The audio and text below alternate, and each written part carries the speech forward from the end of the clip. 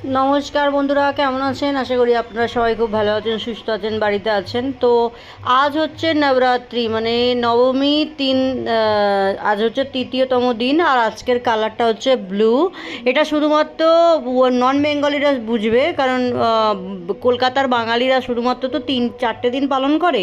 আমরা শুধুমাত্র সপ্তমী, অষ্টমী, নবমী পালন করি, বাট এখানে মহারাষ্ট্রে এরা 9 দিনই পালন করে। তো আজকে হচ্ছে সেই, মানে মহালয়ের পরের দিন থেকেই এরা ধরে, প্রতিপদ থেকে, প্রতিপদ মানে প্রথম দিন থেকে একদম 9 দিন পর্যন্ত।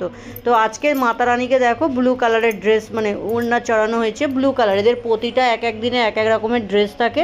তো সেরকম কালার ওয়াইজ সবাইকে কালার পরতে হয়, মানে এমনটা জরুরি নয়, যার কাছে আছে আছে। তো আমার কাছে থাকে, প্রতি বছরই আমার কাছে সত্যিই থেকে যায় মায়ের দয়ায়।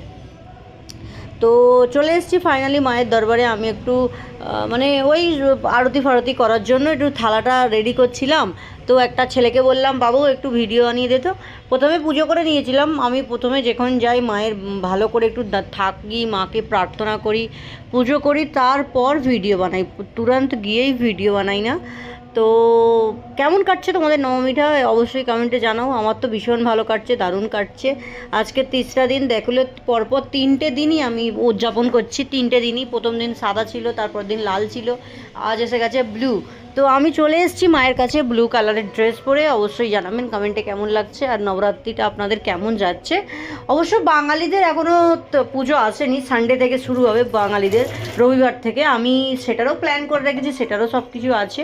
এটা জাস্ট সব কিছুটা মিলেমিশে, যেহেতু মুম্বাই থাকি, মহারাষ্ট্রের, সেটাও তো পালতে হবে না। তো সেটা তো না পারলে আর হবে না। এই কাকিমাটা এখানে দাঁড়িয়েছিল, তো আমার ভিডিওর মধ্যে এসে গেছে।